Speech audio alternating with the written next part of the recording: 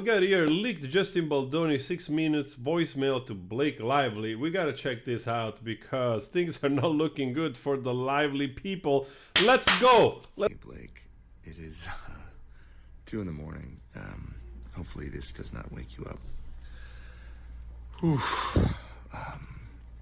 Wow, there's so much I want to say to you, and I hope that we can FaceTime or see each other in person soon and get to talk more. But I'm just gonna send you a few thoughts, and hopefully it's not gonna be more than a few minutes. But I don't have the best track record. I don't think either one of us have the best track record for our voice memos. I want to start with an apology. Man, reading the second part of your message, my heart sank, and I'm really sorry.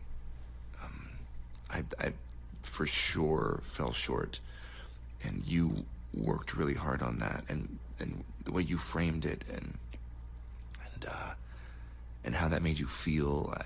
I just want to say thank you for sharing that with me. That takes a lot of trust and vulnerability, and I feel really grateful that you feel safe enough to tell me that that's how you feel and share that with me. And I'm really sorry. I f***ed up. That is a fail on my part. One thing you should know about me is I will admit and apologize when I fail. I am far from perfect. I'm a very flawed man, as my wife will attest. And and I'm gonna f*** up. I'm gonna say the wrong thing. I'm gonna put my foot in my mouth. I'm gonna piss you off probably, but I will always apologize and find my way back to center. That is one thing I can assure you of.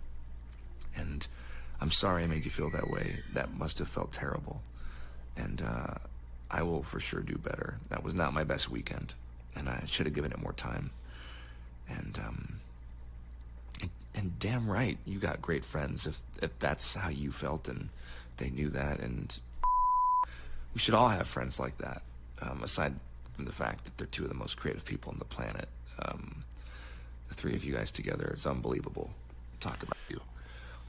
But I just wanted you to know that I didn't need that, because it's really good, and it's gonna make the movie sing like you said, and I'm excited to go through the whole movie with you. You know, I think, and you and I have been trying to build a relationship, which I think we've done successfully. I mean, here we are talking like this, me into my phone at 2 in the morning, but largely via text and voice note. And I will be honest with you, that is not my biggest strength. All right, let's put this together. This is, for those of you that probably don't know what he's talking about, there was this incident that he asked for the weight of Blake Lively to the trainer, or some interaction to an extent where they wanted to know how much he weighed it, and that was taken out in the wrong way from their party. And apparently that spurred also Ryan Reynolds to argue with him in the penthouse later on. But anyway, there is also here the differences in creative differences in writing, which also goes back to this penthouse appointment where Taylor Swift allegedly was there, and Ryan Reynolds, the two dragon, were pressuring Baldoni to basically accept the creative differences or the rewriting or whatever Reynolds or Lively were suggesting for the movie, right? On top of, that incident of, Reynolds berating Baldoni because, he called his wife fat, which was not the case, because he was just trying to find out whether or not he could perform the stunt, because he has problem with his back. And so they wanted to make sure that they could go through with it. So far, what I hear is a man that is overly apologetic, so much in the fashion of Californian, there is, of course, a lot of spirituality, which is the way it is, I recognize a lot of the language, because people which they are in that sort of trajectory, like the safe space and meditation and the yoga and the this and the that, you understand the language. But it's also so overly apologetic. In the real world, probably this will be less than 3 words in exchange in between people with a little bit thicker skin, you know? I love being with people and being in somebody's space and being face to face, and I feel like that's where I excel, and definitely fallen short at times in our text and voice note exchanges because there's so much to communicate and there's so much happening, and all that to say, I'm just really looking forward to spending time together, and I think that's going to really go a long way for our chemistry, which I believe is there and has been there from the start. So I was so damn excited when you wanted to do this film. I felt it in the room when we met, and yeah, I think it does come from the both of us being so fucking hardworking and having a vision and not settling. And I'm excited to have a creative partner in that with you. And it's just really exciting. There's so much more to say. There's so much I want to say.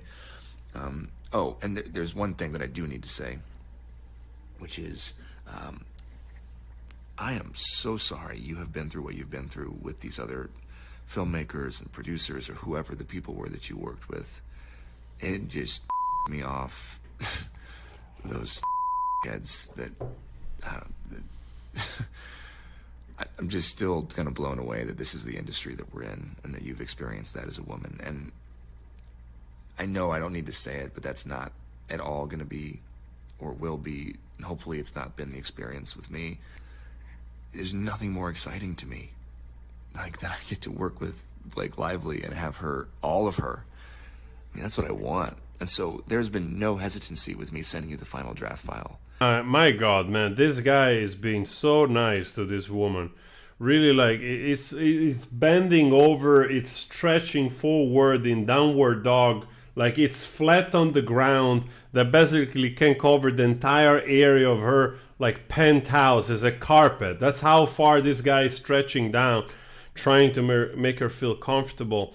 It's also the sad part here is also that probably we don't know if she experienced really stuff in the past. Could be, right? And in a way, it's also sad if those experiences they piled up and she didn't do nothing then, and then all of a sudden she's using her frustration and anger, whatever, anytime she feels like that she's not being seen or not understood, and instead of trying to solve those issues normally, all of a sudden they're using the S allegation card onto a guy that it's really bending, like it's splitting in six, trying to accommodate this woman. And if anything, in this audio you hear that obviously because this is just what it is. And he's also trying to basically, he's trying to tell her, like, he's almost pleading the guy, in trying so gently to say, like, listen, I'm also here. I also want to be part of this creative process. Please don't kick me out completely. In the type of phrasing that is emphasizing so much her and her input and everything, right? He's acknowledging basically that she has a big deal of influence in all of this, which she shouldn't have in the first place because he's the producer and the director, right? You can have an input, but here is the guy almost please, like, I appreciate all of Lively, I appreciate all your friends, I appreciate the best creative people in the world that you have around you, but please let me still be, involved in this movie. That's how I see it. I'm totally fine with that. The only reason I didn't send it today was because I was trying to implement and add your notes into my working draft, which is already like I'm all over that draft right now. So there's a whole bunch of new stars that are going to be collated pages. And I just haven't had a chance to send it to you, but there's no hesitancy. I'm happy to send it to you, and I'm sorry that has happened to you before, and I hope after this experience there will be a new, I don't know. I hope it'll be healing in some way, because that's all I want. I want this movie to be healing. I want this movie to be commercial, just like you, and affect people and touch people, and I want to walk you through my whole plan and the work that we're doing with the domestic violence partner that we found no more, and just my vision. And I just know that this can be really, really special, and it's going to be special. And you're the secret sauce, and we're the secret sauce. And anyways, I have so much more to say. I'm going to stop rambling because Jesus Christ, it's been 6 minutes and 30 seconds. So me. I'm sorry. You probably have kids all over you and a baby on your boob, and you're listening to me ramble at 2 a.m. I hope you're feeling better, and give Ryan my love. Thank you for sending me that. It means the world to me that you trust me with your feelings and your thoughts like that. And I can't wait to spend more time with you. Okay, I'm done. Cutting myself off. Good night. Wow, literally, he bending, how do you say, head over heels for this woman. Too much of a nice guy, man. Too much of a nice guy, really. The more stuff you see coming out from those two people, well, actually mostly Baldoni, the more you see that, oh my god, such a misrepresentation of this Baldoni guy, right? He looks like completely the opposite, like the guy that is really trying to improve himself, walk through life, trying to get better all the time. He's trying to bring out a message that probably feels close because of the novel that he's working on, and all of that. And it turns out the other way around, right? Literally, this bunch of narcissistic people are making toxic everything they touch. Right? And this is probably a reason why a lot of people, despite the movie now being popular because of the popularity of the novel, a lot of people will not watch the movie. I'm not going to watch this movie because I find it insufferable, honestly.